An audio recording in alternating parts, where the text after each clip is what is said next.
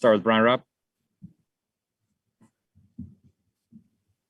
Hey, Jayson, just wanted to see how your eye is feeling after going through practice today and just what that injury was like for you when you suffered it on Tuesday night. Yeah, I'm fine. Got it checked out. Got it looked at. Yeah, I'm good. I'm ready for tomorrow. Bobby Manning. Hey, Jayson, after game 2, Kyrie had some comments about hoping that there's no racism, subtle racism in the crowd. I know you're obviously close with him. Is that something you've talked about with him? Have you ever heard anything in the Garden like that? And is there a perception around the league that Boston is a particularly racist or racist crowd? Yeah, I saw the comments.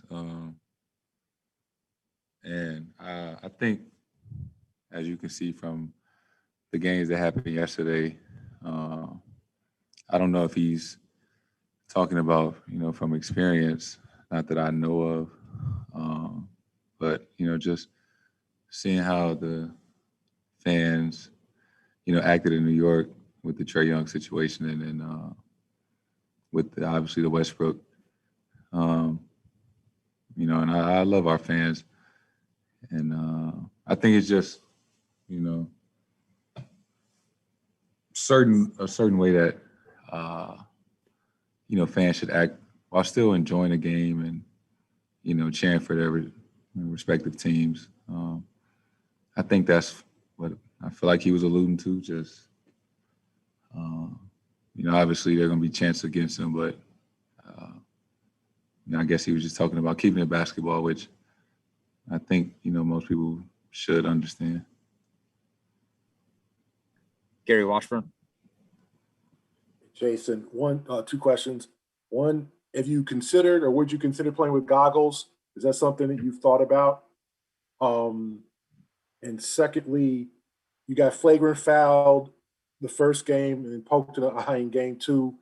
Do you have to be more forceful or just start letting people know what they can do and can't do to you? Do you have to, you're a mellow dude and you just want a ball, but sometimes it seems like you're getting, guys are trying to be physical with you to stop you, and they might be going a little bit overboard. Are you going to have to maybe defend yourself in certain situations and let opposing players know that there's a line that they can't cross? Yeah, no, that's for sure. For sure a thing. Obviously I don't think I know he didn't intend to poke me in the eye. It was just kind of how I went after I looked at it. But, it was obviously they didn't call a foul, which is,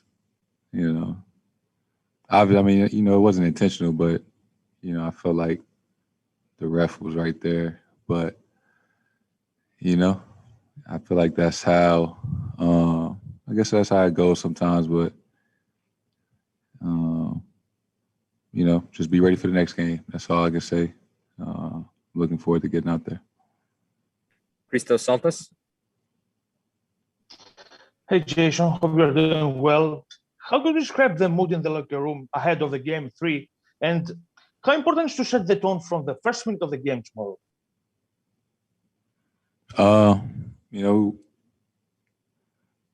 Regardless of the score, each game, is still worth one. So whether it's buzzer beater or, double-digit win, they all count the same.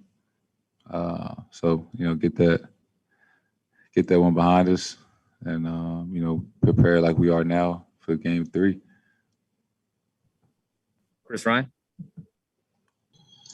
Hey, Jayson, how do you think you go about, imposing your will against the opposition, kind of getting back to the previous question? What do you feel like you need to do in order to get the respect of the opposition and also, the referees as well, so that you start getting calls in those spots? How do you evolve in that sense?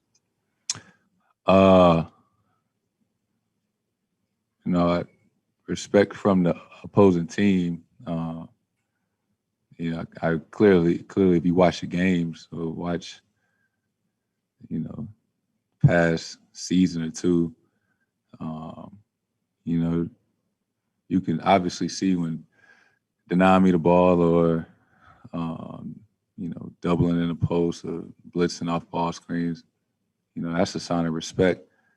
As far as from the officials, you know, it's something I'm still trying to figure out. You know, some days are better than others, but I don't know. You know, I think that's everybody likes to talk about when you get to that, I don't know, superstar status. You get those calls, and some I'm still trying to figure out. All right, we'll wrap it up right there. Thanks, Jason.